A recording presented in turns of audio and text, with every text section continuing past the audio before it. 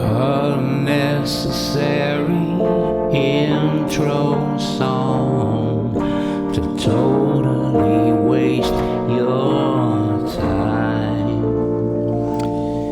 You know, over the last little while with this YouTube channel and my Facebook posts, and going really all the way back to since I was always posting on social media and blogs or whatever, one of the things that I get on a pretty regular basis are people private messaging me and thanking me for just saying things that they're thinking or whatever, having the balls to say. Somebody said that in the last post.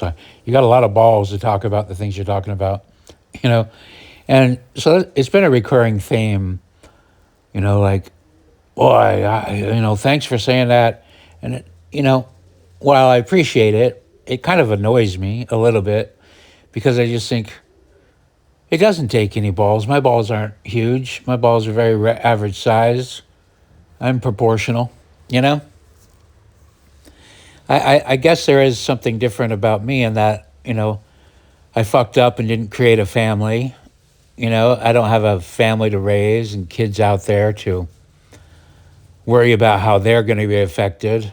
I don't have a big company or an empire with employees that have to worry about their jobs. I'm pretty isolated. I've got my own finances. I've got my own things taken care of. I've got enough, not too much. I don't have a lot to lose,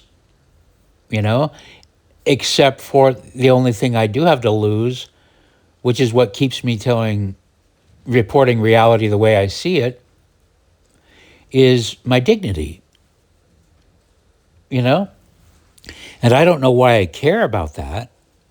I don't know why I care about it, but I do. I don't really understand why other people don't have that. Like when you don't say the truth, because what? You're afraid of a consequence or whatever. Doesn't that eat at you? Doesn't that keep you awake at night? Doesn't that make you feel badly? I'll tell a story one more time.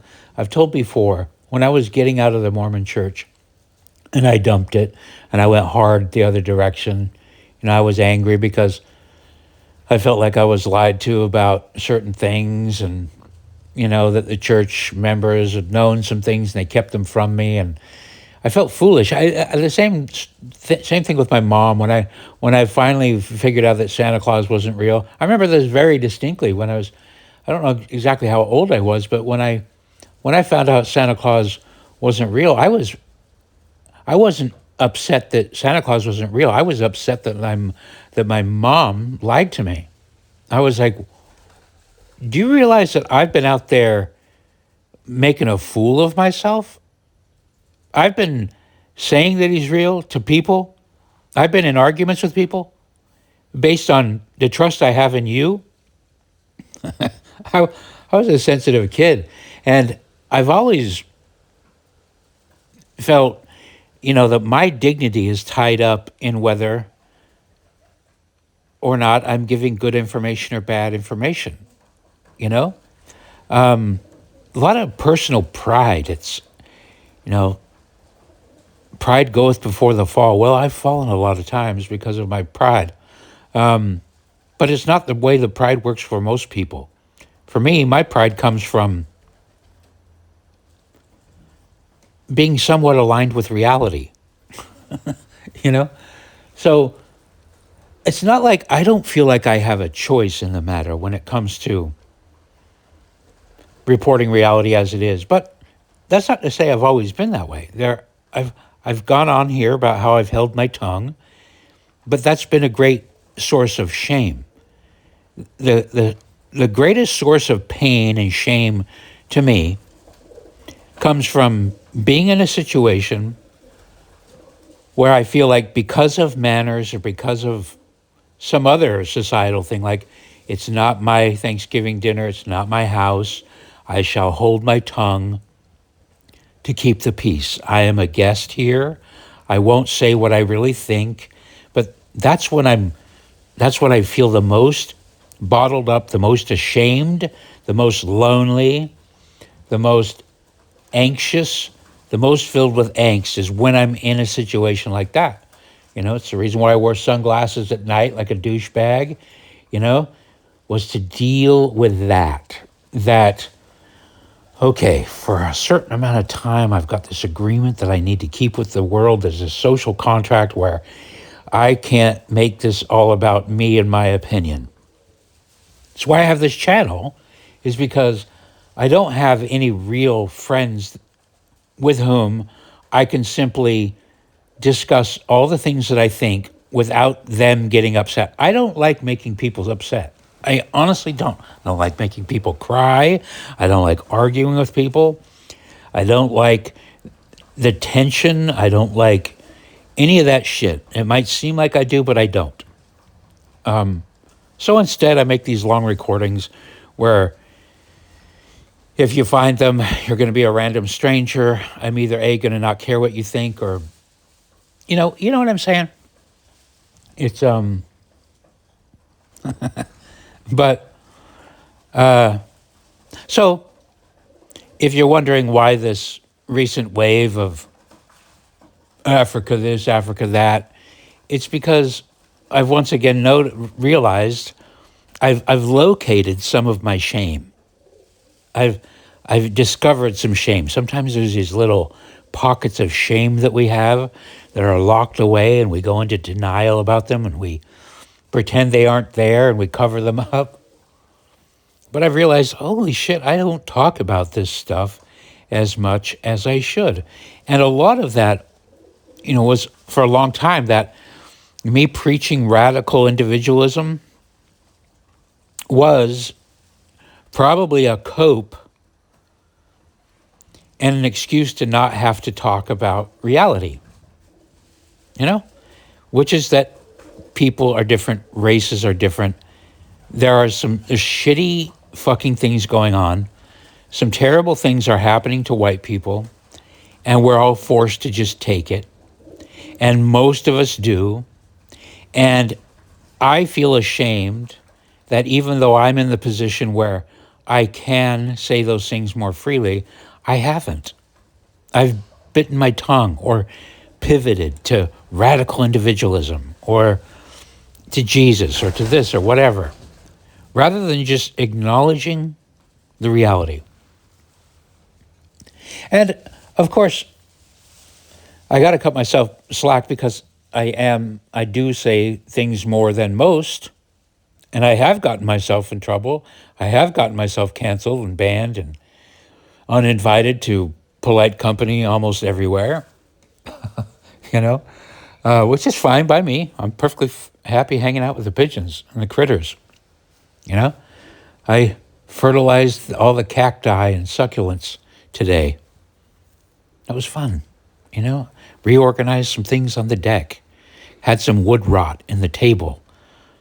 So I took it apart, and now I'm dealing with that. I like that, just me and the table and the wood and so a couple tools. But with humans, oh man. And, okay, let's just get on with the program, okay? Derek Chauvin is currently spending life in prison because white people allow it. It is probably one of the greatest travesties of justice that has ever happened anywhere on earth. And white people are allowing it. The fact that he's in jail, this is an intentional thing, okay? This is an intentional evil that is being foisted upon you, average white person. He is a symbol that is being used. Everybody knows that Derek Chauvin is innocent, that George Floyd was a terrible, awful person who died at his own hands. He had fentanyl, meth, he had an enlarged heart, he had a heart condition. Everything about George Floyd, every single thing about the autopsy, every single thing about the video, if you watch it over and over again like I did, shows that he did not die because Derek Chauvin had his knee on his neck. Derek Chauvin hardly put any weight on his knee. He was following protocol, rational protocol for dealing with a giant, out of control criminal Negro. Derek Chauvin was doing the right thing. He was a good cop, if good cops exist at all, and that's a totally different subject I've broached elsewhere. But Derek Chauvin is in prison, rotting away in prison, because white people have got their blinders on. We just don't want to deal with it. You know, it's denial. It's group denial. It's totally bullshit. Again, George Floyd, terrible human. And white people, we have allowed Africans, black people, a totally 100% dependent population, a net drain, a population that's a net drain on our economy. They don't bring anything to our economy at all. They're a dependent group. And we've allowed them and their cronies and the people that are using them to insult and punish us by saying George Floyd is a hero. In fact, on Memorial Day, just yesterday, on the day we're supposed to honor our fallen heroes, you had that fucking homo mayor of Minneapolis, Jewish guy. What's his name? I don't know. But he made a big post about honoring George Floyd. Not people that have fought and died for freedoms or anything about Americans. No, a scumbag. George Floyd is a scumbag. He's a perfect representation of that group, generally speaking. And we're not talking about the exceptions. The exceptions prove the rule. Everybody knows there are good black people in the world, okay, that make great neighbors. You got to keep your eye on them because you never know when the African's going to come back out, but still. Yeah. But we've allowed them to push this narrative that George Floyd is a hero. And we've allowed them to insult us. And we allow them in Congress. And we allow them to vote. And we allow them to gerrymander districts. Things are looking better right now. This Supreme Court decision that finally found that gerrymandering black majority or racial majority, minority, if this wasn't the biggest mindfuck in the world, minority majority districts in order to give them a vote, more of a vote, over representation, in Congress and the Senate and in state levels, We've allowed them to do that. It's turning back. Finally, we got a Supreme Court that said no. But yesterday, South Carolina, some Republicans said, no, we're not going to undo this. We still think we need to give this little guy, this little black guy, this little neighborhood that's a net drain on our economy, we still need to give them a representative. And, you might be a rational person. You go, but, what's the actual breakdown? You're saying that there's overrepresentation, but in the House, there's only 14% of them, that there are only 14% black people in the House, and there's 13 to 14% population. That's an even split, right? And in the Senate, there's only 5% black people. So, Merkley, you're kind of talking out your ass. What the fuck's wrong with you? It's fair. Come on. Wrong. You're wrong. You're wrong. You're wrong. Let me tell you why you're wrong. Because it is wrong to give somebody a vote when they're not paying for shit. Okay? You know this. You know this. If you're paying for the pizza, you decide the toppings on the pizza. That's the way that goes. Okay? If you've got somebody in the room and you're on the phone ordering a pizza and they ain't paying for the pizza and you know they're not paying for the pizza, but they're barking out orders for the toppings, you say, go fuck yourself. I'm paying for this pizza. I'm putting the toppings on the fucking pizza.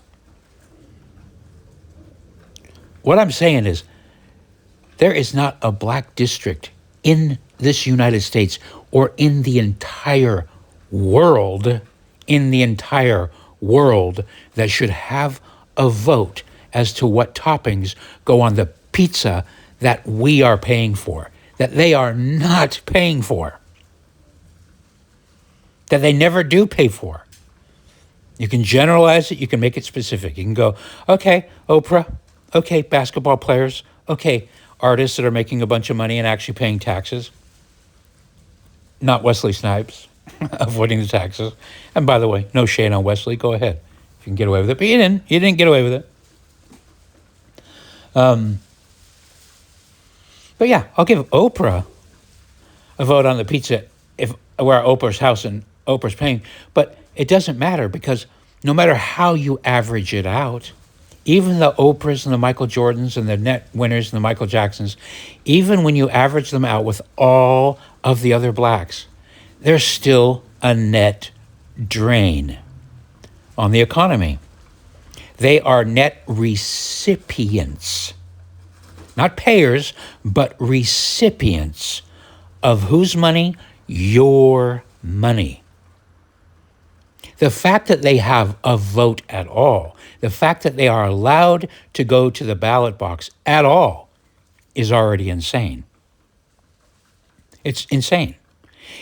But that's true for any race. In my world, you just be like, your vote would be directly tied to your taxes.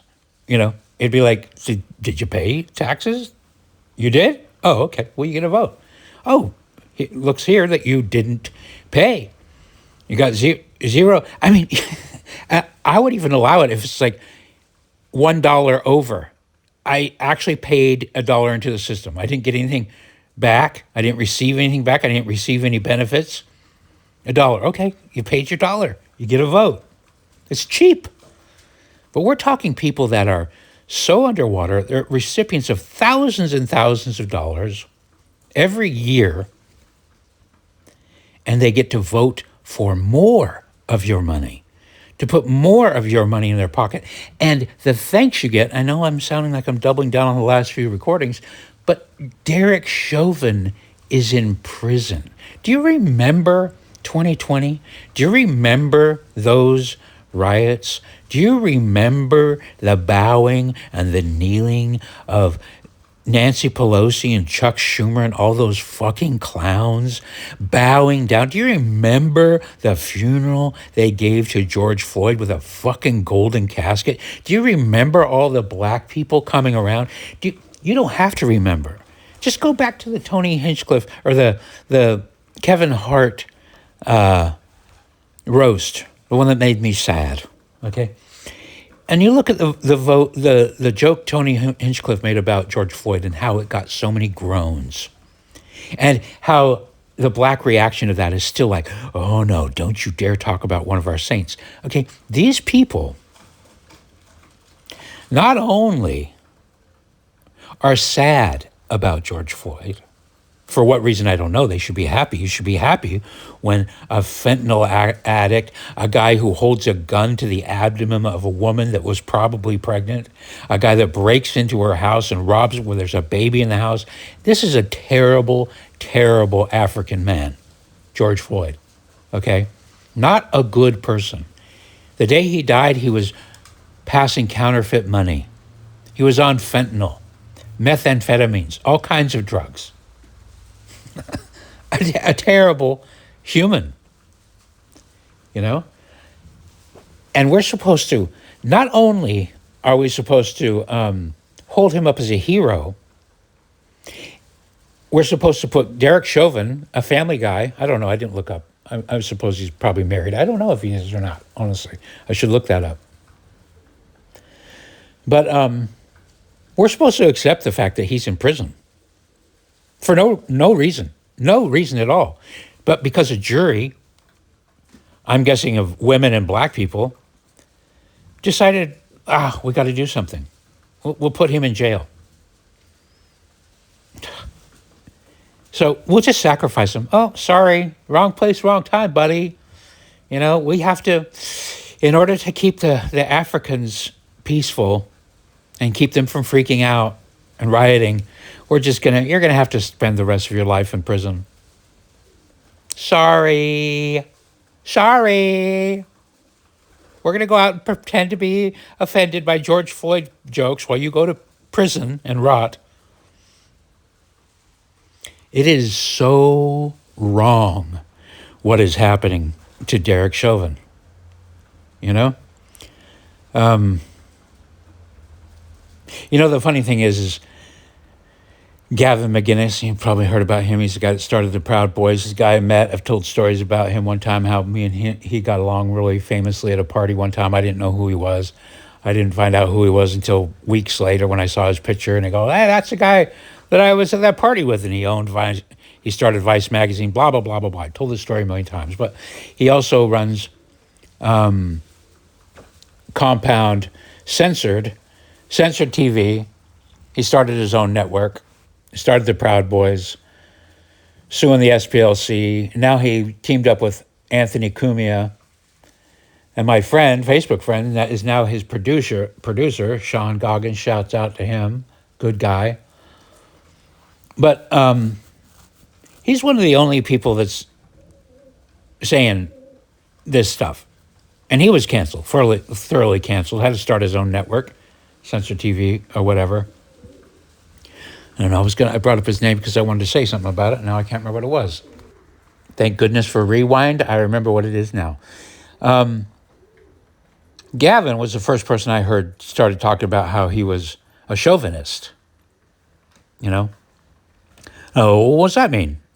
And basically, I had to ask Grok today what it was. I had to ask what the definition was. Well, Chauvin comes from this follower, this guy named Nicholas Chauvin, I guess, was a follower of Napoleon, who I don't know much about, a despot, whatever. I haven't studied history as much as I could. I'm not that interested.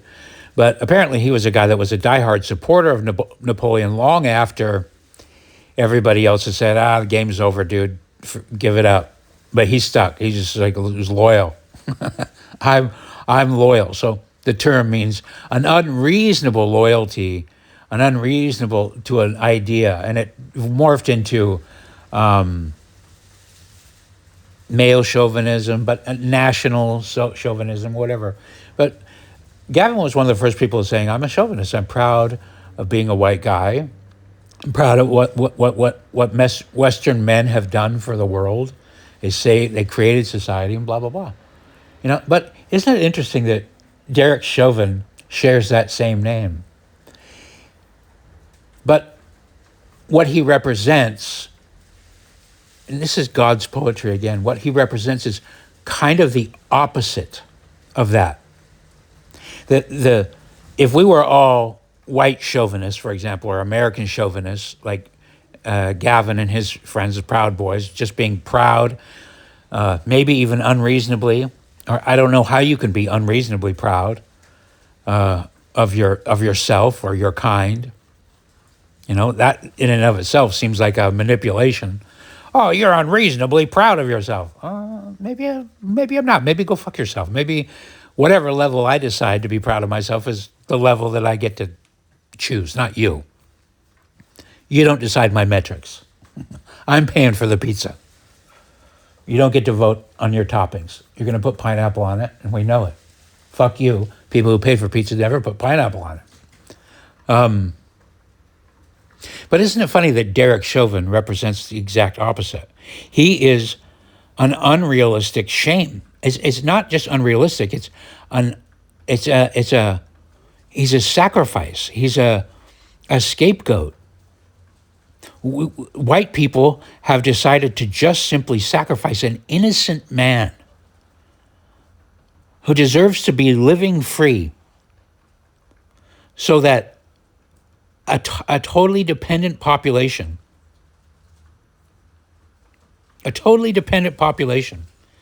net recipients, can not celebrate Michael Jackson, not celebrate I don't know. I mean, Stevie Wonder, who's universally brought people joy.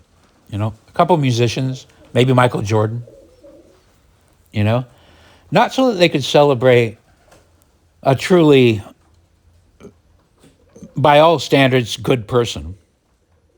No, so that they could celebrate and lionize and turn into a saint, a truly awful human being. It's an insult.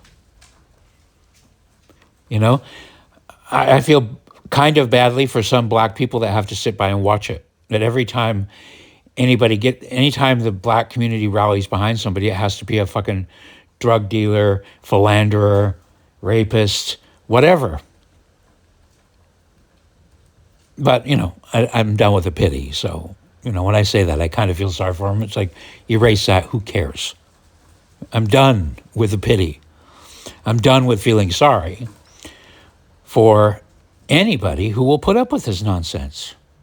How are we putting up with it?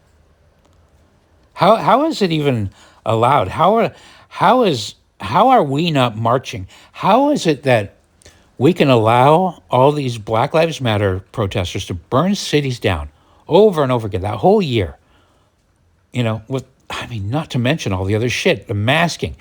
You can mask up because you're a criminal, go light the fires, you know, wear your mask so nobody can catch you, we'll bail you out. You know, where the Democrats you commit any crimes you want to. Antifa doesn't really exist. It's just an idea. Go Antifa, you burn everything down. Portland is on fire nonstop for how many days? Probably still is. We're just bored of it by now, you know. But all of that, persecute Kyle Rittenhouse. And then after all that's done, we have one moment. You know, think of all the videos you watched of all the cities, all the looting, all the riots, all the burning, riots, people being killed, one after another, stores being looted. Forget it, though, because January 6th is the only one that matters. And George Floyd is a hero, and he must bow and kiss the foot. And the one guy, the innocent guy, that Derek Chauvin, he goes to prison and he rots forever. And the Proud Boys all go to jail. And all the January 6th people go to jail. Thank goodness Trump pardoned him. And bless his fucking heart. You people complaining about Donald Trump have got your heads so far up your asses, it drives me nuts. And I'm talking to some of you. Pull your fucking head out of your fucking ass. Okay? He just started a fund for those people. There's a good chance that a lot of those January 6th guys are now going to get money. They're going to be repaid. You can't repay somebody, though, when you take them away from their children for 4 or 5 years, you know, throw them in prison because they protested at a far milder, more protests than all these George Floyd fucking protests. And that's what they were. The Black Lives Matter was George fucking Floyd. And that name is still being shoved in your face. Black people still get outraged. Look how they're outraged that we're finally undoing this gerrymandering of the voting system. There should not be one representative, not one black representative in Congress. By my metric, the just metric, and let me tell you something, it is absolutely unjust to allow somebody to vote for toppings on the pizza if they're not paying for the pizza. There is no way you can make me believe. And it's not just that. Not only are we allowing them to vote for the toppings on the pizza, they get all the pizza. They get more pizza than you have. You got to pay for it. You got to go work for it. You get less of a vote on it. And if you try to vote against their stupid pineapple toppings, you're evil racist and you're going to go to fucking jail. Am I being dramatic? No, I'm not. I'm not. The example might be dramatic. The analogy might be dramatic. But anyway, look at him screaming and yelling. And, in a way, again, we've got nobody to blame but ourselves because we're sitting by and just letting it happen. We sat by and let it happen. Men, we let our mothers and our sisters and our wives and our daughters, we let them vote for this shit. They don't know how to think about it. Their empathy is misspent. They're sad for George Floyd. They don't understand how to vote for this shit. Some of them do. Ladies, calm down. But the exceptions prove the rule. They're not looking at it straight. They're not paying for the pizza either. They're part of the entitlement class. A lot of the women are. They don't think they are. But let me tell you, if you're counting beans for XYZ Corp or XYZ Corporation, your job's not necessary. It's a charity job. Okay? Until you're working the oil fields, building the sewers and building the homes and the bridges and all that other stuff. And by the way, I don't want you to do that. You don't belong up there. Get down off the scaffolding. Lady, get down. Put the power saw down. I'm being dramatic. The exceptions prove the rule. The exception proves the rule. The exceptions prove the rule. We don't need to see Ronda Rousey beat the shit out of Gina Carano. We don't need to see that. It's not the direction we need in society. And we don't need a bunch of ladies going, oh, the black guy, he couldn't breathe. Yeah, he did fentanyl. Oh, but he did fentanyl because of this. Yeah, because his dad wasn't around. But his dad wasn't around because... Shut the fuck up. This is why you don't get a vote. But they do get a vote. And that's our fault. And that's our fault. We probably aren't going to... I'm not going to live to see things really turn around. I'm not going to live to see a day when black people don't get a vote at all, which they shouldn't. By the way, the older I get, the more I turn into an originalist constitutionalist or a constitutional originalist. In other words, let's go back to the way it was written. Let's go back to when it was white people that were voting. Okay?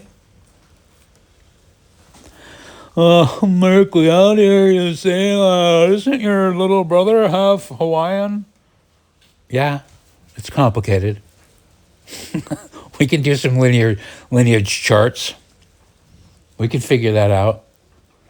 But the problem is it would be one thing if things were kind of shifted. If they were a little bit out of balance. If we could go back to the 80s or the 60s where you got kind of a vote, but, welfare's not out of control. The borders aren't open. There's not a riot every fucking 5 seconds when you don't get your way. When kids weren't chopping their dicks off, when white kids weren't chopping their dicks off, But we're at the dick chopping off stage. We're at the stage where white people aren't having babies. White women aren't having babies. White women are going after the captors because that's the only choice you have. Since you can't fight them off, you just can't beat them. You join them. That's the women's way. That's been happening since time began. The invaders come in. They chop the head off of your husband, and then you have babies with them, and you just suck it up, and you go, okay, I'm part of this tribe now. Right now, there are 3 pigeons in my house and a towhee. There's one little pigeon. He's a new one. You can always tell because they look Jewish. Pigeons look Jewish when they're babies. Oh, see, now he's flying further into the house. This is not good. I might have to catch this one and put leg bands on. I'll be right back. Okay, leg bands are now on the pigeon. I put a yellow leg band on one leg and an orange leg band on the other leg. And now I will come up with a name that coincides with those colors. Your suggestions are welcome. But anyway, isn't that kind of funny that we're talking about leg bands and black people at the same time? and entitled classes. Although pigeons, here's the thing: pigeons aren't as entitled as black people. This voluntary, this pigeon food that I put out is completely voluntary. Nobody comes and steals food from me to give to pigeons. Nobody does that. But they do that for black people. Pigeons probably, I don't know, are they net givers to society? Probably, with the things that they eat, the scraps. Who knows about the pigeon shit? I don't know. I like them. They cause me a hell of a lot more joy than black people on a whole. Artists notwithstanding. Got a lot of joy from Prince and Michael Jackson and Stevie Wonder and Earth, Wind, and Fire. Some sports teams, maybe. I'm not that much into sports, but yeah. Back to what I was talking about. It's, ladies, come on. Just, your empathy is fantastic when it's placed in the right places, but no, we can't allow this dependent class to be deciding the toppings on our pizza. They got to make their own pizzas. They got to eat their own pizzas. We got to cut them loose. I don't know how we're going to do it. Luckily, this redistricting is going to, I think, hopefully work out. Hopefully, white people will have the courage. I don't have much faith in them. White people have been so beaten down and so programmed that, you saw what happened. It logically makes absolutely no sense that, any Republicans would vote to not get rid of the gerrymandering.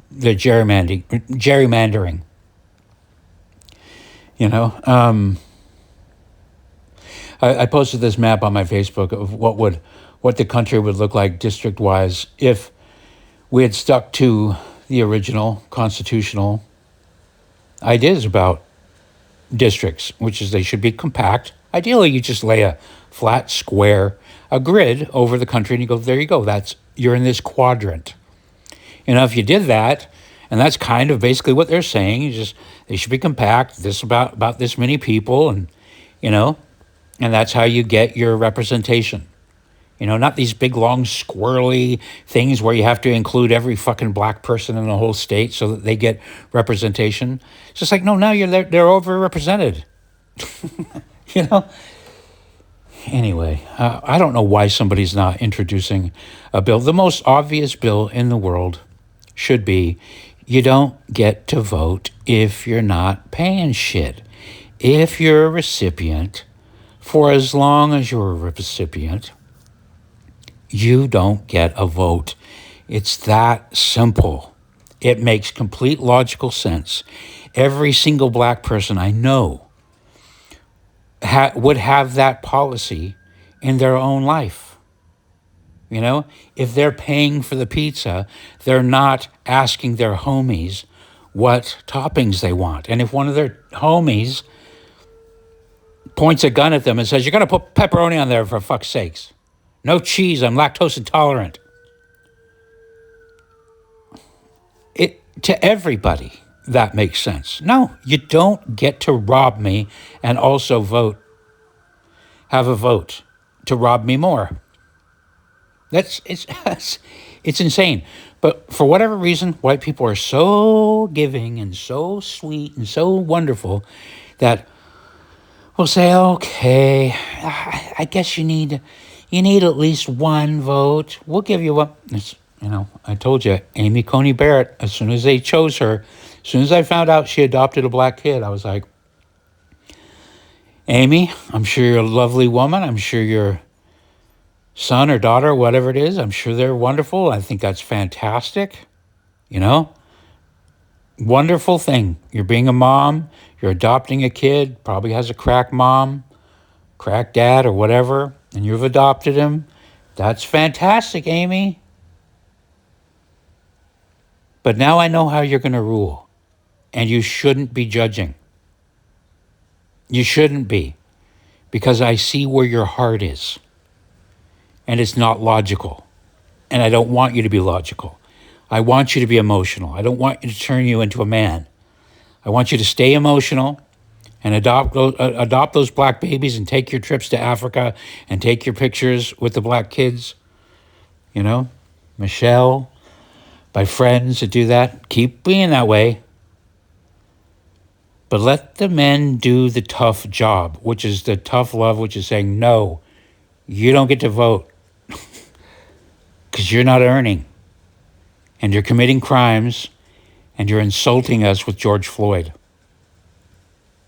And that's all that is.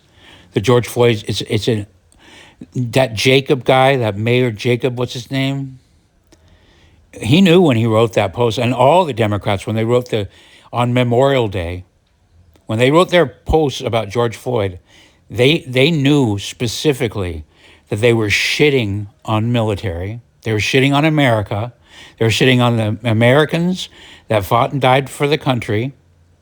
Different subject, I know. I have feelings about that too. But they knew that they were doing that and insulting white Americans. That was the whole point of doing that. And that guy's a Jew too, by the way. And you'll find a lot of times that partnership between blacks and alleged whites isn't really a partnership between blacks and whites. It's a partnership between blacks and Jews. You know? And we got to stop falling for it. We got to stop taking it. You know? It's, no, you can't. You just can't let it go unanswered. Something needs to be done about Derek Chauvin. We are neutered as a moral population. Our morality is suspect as long as we allow Derek Chauvin. And you know how we got that? By letting black people vote. By letting net recipients vote for what they want on the pizza. Because you know what they want on the pizza? Black judges. Lots of black judges that hate whites inherently and will rule against whites, you know, who will let the blacks go, and the blacks will just slice and stab a white Ukrainian girl in the neck and let her bleed out on public transport. And then they'll just let him go. They'll let that black-headed, black, dreadlocked man, that savage beast of a creature. Oh, Merkley, that kind of language, that's where I gotta just stop you. You don't need to go that far. Yes, I do. That man who stabbed Irina Zarutska in the neck and watched her bleed out and die after having committed so many crimes before, he is a savage. Savage is too nice of a word. But they use that to describe Africans, and that's where you'll just lose me. I don't care. Stop being such a sensitive little fucking pussy. This is why we got to this point. But Merkley, it's not really that bad. Honestly, crime's down.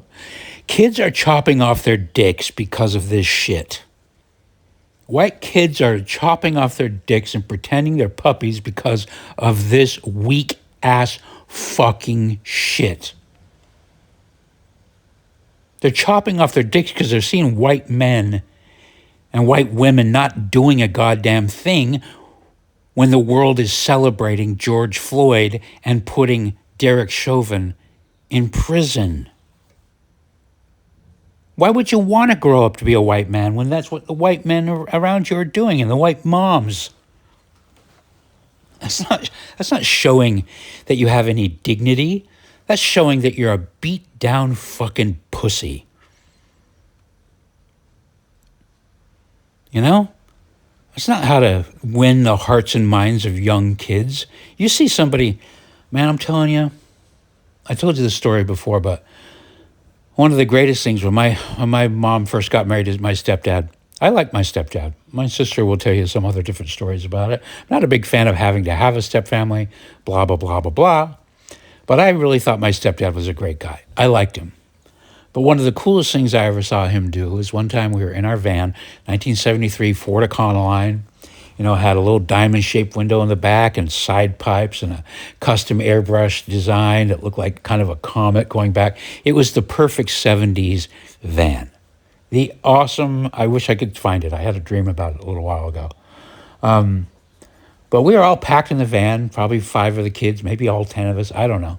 But my mom was in the front seat, Boyd was in the front seat. I remember on the 8-track tape player, we'd hear Kiss. We'd listen to Kiss and the Carpenters and Neil Sedaka, We're just cruising down State Street on a summer day in Utah. And some guy made a snide remark about my mom, or a sexual remark about my mom or something. I didn't hear what he said. But he made a comment that my stepdad didn't like. Well, my stepdad got out of the van very quickly, went around to that guy's window and had words with the fella. And my stepdad was a sizable man. He was shaped like a V. He was kind of a pot belly, but he knew how to suck in his pot belly to make it all go up into his chest, to give him that 50s kind of muscle man look. Remember when the muscle men weren't defined? They were just big, large, but they didn't have the low body fat. He was like one of those guys. He had a greaser hairdo that he kept from the 50s. Anyway, he turned that man into a whimpering pile of nothing. He solved that situation like that, like boom. Scared the shit out of that guy. I didn't catch the whole action. I think I was looking at it through the little bubble window, the little diamond-shaped bubble window in the back. I didn't get good audio. I was probably listening to Bad, Bad, Blood, Blood. That was probably coming through the radio. But I watched that and I thought, that's the way a man acts. My dad wouldn't have done that. I probably wouldn't have done that. I've had moments like that, but that's how a man behaves. White men are not behaving like this. The Arkansas cops are. There are some cops in the world that are behaving this way. But white men as a whole, we are not acting like that. We are putting up with George Floyd nonsense. I'm happy to see that online it's getting, for whatever reason, I'm in the algorithm now of, teen takeovers, and my whole Facebook feed now is filled with black people doing horrible things, dancing like lunatics as they get their graduation degrees that they didn't really get. Have you seen the videos there's just one video of a teacher going around saying that he's not allowed to give anybody lower than a C grade. They've made it so you cannot fail kids anymore. You can't get an F. You can't get a D anymore. Everybody's got to graduate. We got to graduate these black kids. It's for equality. So it's no wonder these kids are chimping out as they're graduating. You've seen these graduation things, right? Where they're freaking out and they look so fun. I made a recording about this, put them back in Africa. Let them have all this fun. But even that celebration that you're seeing there with them chimping out, all those robes and all those hats, they didn't pay for those. You paid for them. When I graduated, I had to pay for my cap and gown. Those kids didn't. There's no way they did. You paid for it. And they got passing grades and they graduated. They probably can't read. Half of them, some of them can. But half of them can't. That's how you celebrate when you get away with something. When you graduate like I did, by doing some booklets over a weekend because I was like 4 years short on math credits because I was an artist and my teachers let me get away with not taking the required courses, You don't have that kind of celebration. You don't act like a fucking chimpanzee. You have the dignified little thing. We pulled pranks too, but this chimping out shit, my whole feed is filled with that. Obviously, smart people could probably go, Merkley, you're being manipulated. That's why you're talking all this shit. Don't you realize you're being radicalized? Yeah, I'm being radicalized because I live in San Francisco and I had 3 of my teeth knocked out and I've been living with a constant insult. You know, most of my black friends, the ones that were kind of friends anyway, none of them had my back at all through that attack. Nothing. Oh, America, but now the truth's coming out. You're just bitter because your own personal. Okay. Say whatever you want. Say whatever you want. You're thinking the same thing. I know you are. You can try to push it on me, and you can try to make me the scapegoat and say, I'm not like him. But you are. I know you are, because I know you have eyeballs. I know you have earballs. And I know you've seen it. You've experienced it. None of you listening to this who have been in close contact with the black community for a long time, none of you can say that what I'm saying is not reporting accurately, because it is. It is. It's reporting things accurately. And it doesn't have to be this way. We don't have to live like this. It might seem like it because we've got ourselves in for this long, but again, they're only 11 to 14% of the population. That's not that much. You know, we're taking steps in the right direction. Get that fucking vote turned off, completely off. You know, no tokens. But what about the Republican? What about if you want to vote for Republican? I'm saying, think about it. You don't need to do that. I know you want to be Amy Coney Barrett. I know you want to prove that you're not an evil Nazi racist KKK, blah, blah, blah, blah, blah, blah, blah. I know you want to prove that. I know you want to virtue signal, and you want everybody to know that you're a good guy. We know you're a good guy. You know what's not being a good guy?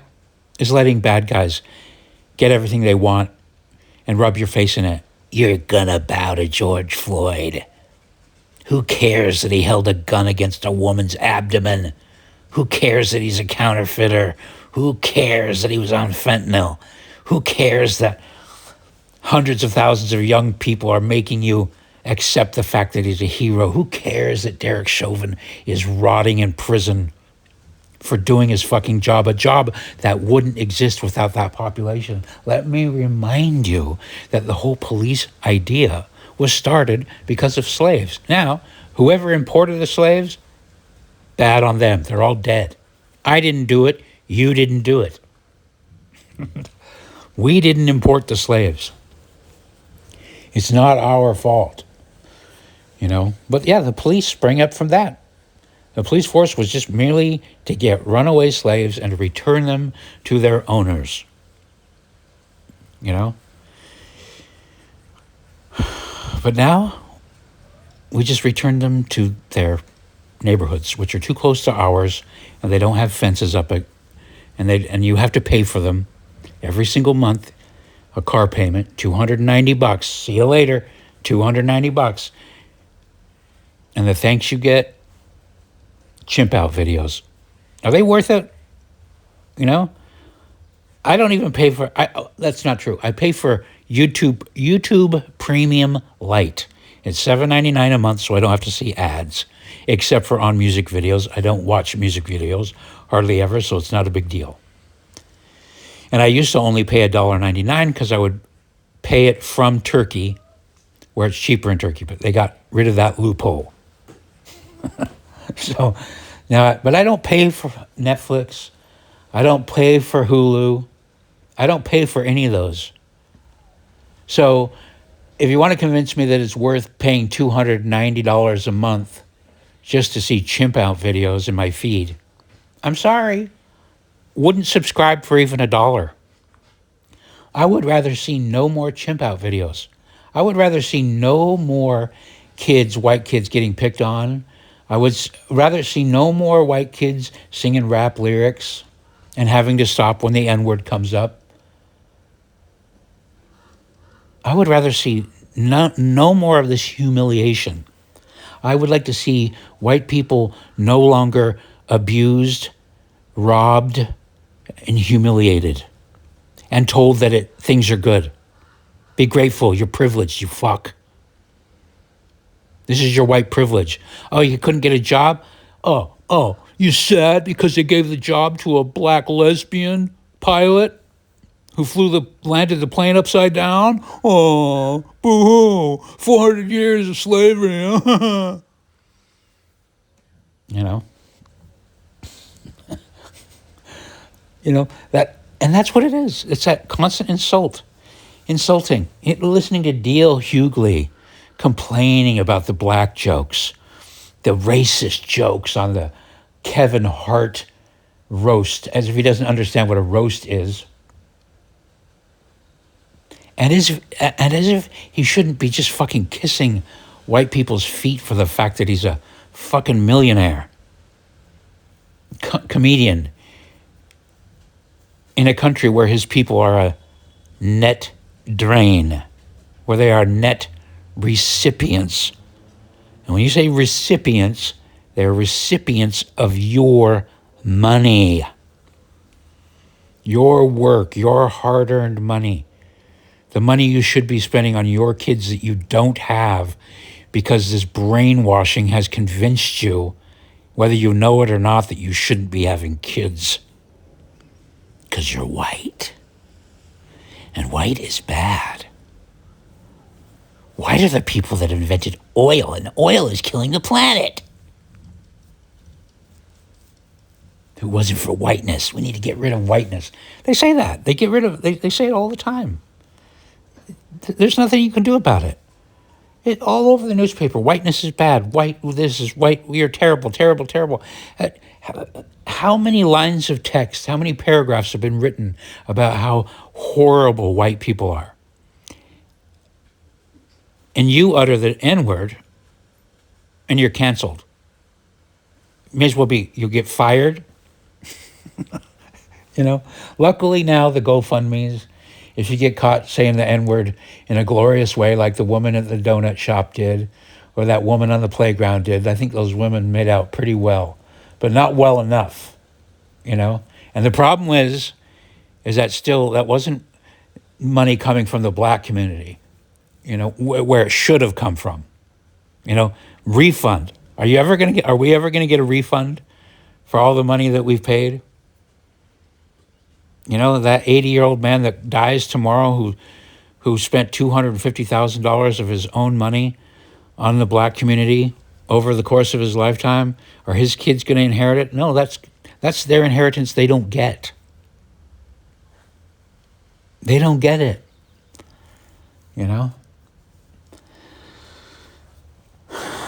Derek Chauvin.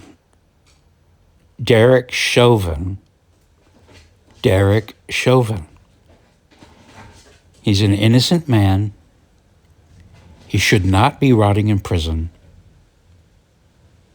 And we should all feel like shit until he is set free and paid for his troubles. George Floyd was and is a piece of shit. He is in the ground. That doesn't make him any less of a piece of shit. It's good that he is in the ground.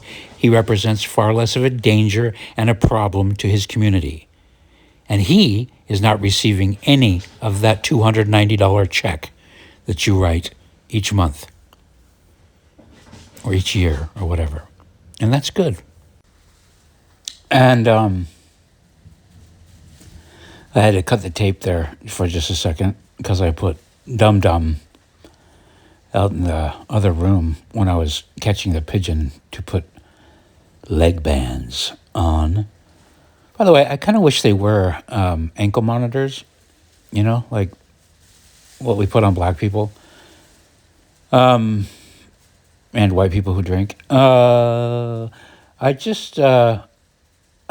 put Dum Dum in the other room because she likes to chase the pigeons around. It just makes it harder to catch them. But she was scratching at the door. So anyway, I thought, that'll be a good place to end. But then I realized I forgot to finish a story that I started to tell way back at the beginning of this recording about how when I first got out of Mormonism and I was overcorrecting, I had a friend who was also getting out of Mormonism. His name was Jason. He's part of a wonderful family, one of my favorite families. And he was also coming out of the church, and he was going through divorce, and he had a kid. And his wife's father was actually, oddly, my divorce attorney, because I got married for 2 weeks once. I've told that story before here too.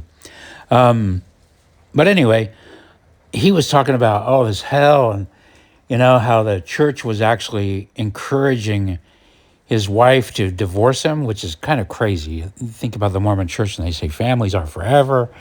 But yet there's this thing, if your husband's not an active Mormon, or if he's actively going against the church or getting out of the church, they encourage wives to divorce. They break up families. I hate to say it, but he was telling me this awful story about that. And I can't believe I said this at the time. I said, well, Jason, why don't you just, what would it be so hard to just kind of don't rock the boat and kind of go along with it? You really need to say, maybe keep the peace and make it not so much about.